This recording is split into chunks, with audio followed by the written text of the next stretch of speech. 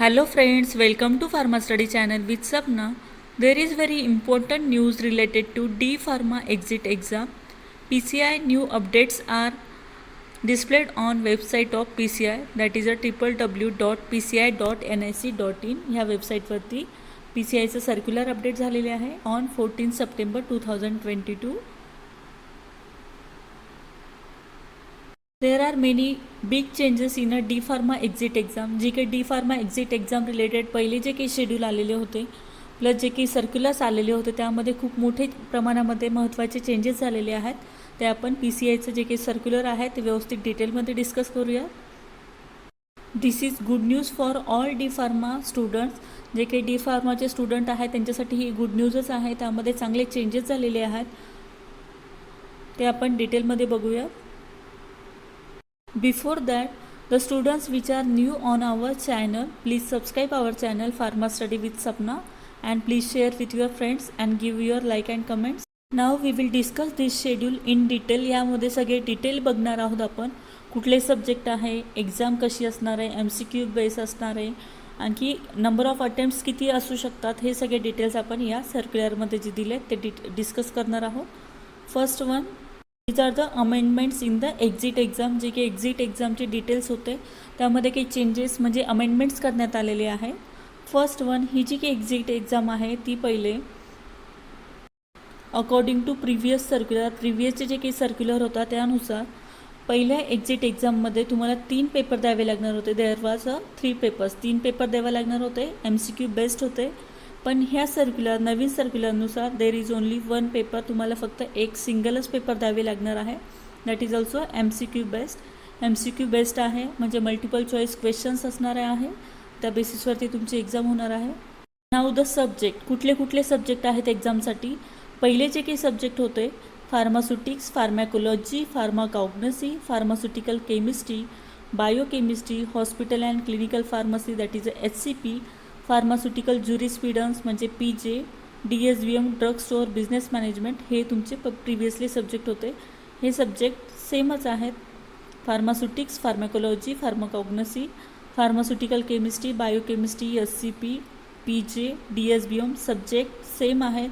Language जी आहे एक्झामची that is also the same, that is English. पहिले पण इंग्लिश लँग्वेज होती, आतासुद्धा इंग्लिशच लँग्वेज असणार आहे. But there is one more change in this schedule. याच्यामध्ये आणखी एक चेंज आहे, तो म्हणजे पहिले जे की टायमिंग अलॉट केलेला होता तो 3 तास होता. 3 hours for single paper.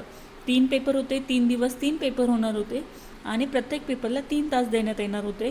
But this is single paper. हा सिंगल पेपर आहे आणि इथं तुम्हाला एका पेपरसाठी म्हणजे जो काही तुमचा MCQ बेस्ड पेपर होणार आहे तो पेपर तुमचा 3.5 तासाचा म्हणजे 3.5 आवर्स तुम्हाला अलॉट करण्यात आलेले आहेत.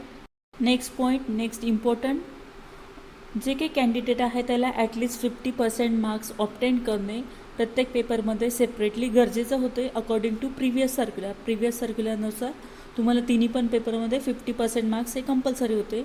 But this is single paper. हा सिंगल पेपर आहे आणि यामध्ये सुद्धा तुम्हाला 50% मार्क्स सिक्युअर करणे गरजेचं आहे, तेव्हाच तुम्ही पास होऊ शकता. नेक्स्ट इम्पॉर्टंट चेंज, नवीन एक चेंज आहे. पहिले जे काही होते 3 पेपर तुम्हाला सेपरेटली म्हणजे एका सेम अटेम्प्टमध्येच पास करायचे होते. Candidate shall have to pass all 3 papers in the same attempt. तिन्ही पेपर एकाच अटेम्प्टमध्ये पास करायचे होते. पण हा सिंगल पेपर आहे, हा सिंगल पेपर तुम्हाला ॲट अ टाईम अटेम्प्ट करायचा आहे. Point, there is no restriction on the number of attempts. तुम्ही कितीही वेळा ही एक्झाम देऊ शकतात. नंबर ऑफ टाईम्स तुम्हाला काही अनलिमिटेड आहेत. नंबर ऑफ टाईम्स तुम्ही ही एक्झाम देऊ शकतात. एक्झिट एक्झाम नवीन सर्क्युलरनुसारसुद्धा नंबर ऑफ टाईम्स किंवा नंबर ऑफ अटेम्प्ट जे काही आहे ते अनलिमिटेड आहे. तुम्ही किती पण वेळेस ही एक्झाम देऊ शकतात. त्यांना हे महत्त्वाचे चेंजेस कळाले असतीलच. सगळ्यात मेन चेंज म्हणजे 3 पेपर होते, 3पैकी तुमचा एकच पेपर होणार आहे, तो पण MCQ बेस्ड असणार आहे.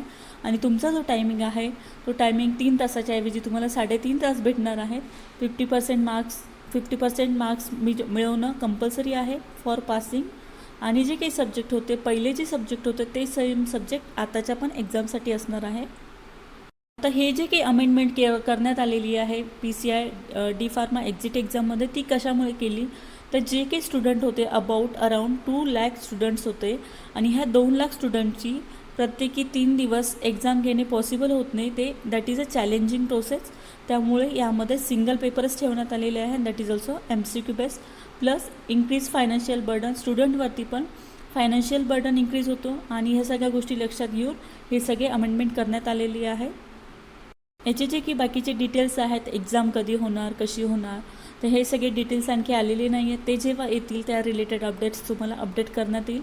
So thank you for watching my channel. आणि हा व्हिडिओ तुम्ही शेवटपर्यंत बघितलात त्याबद्दल सगळ्यांचे धन्यवाद. तुम्हाला ही इन्फॉर्मेशन आवडली असेल तर लाईक करा, कमेंट करा आणि तुमचे जे काही फ्रेंड्स असतील त्यांना पण शेअर करा आणि सबस्क्राईब करा. थँक्यू. लवकरच भेटूयात नवीन अपडेटसोबत.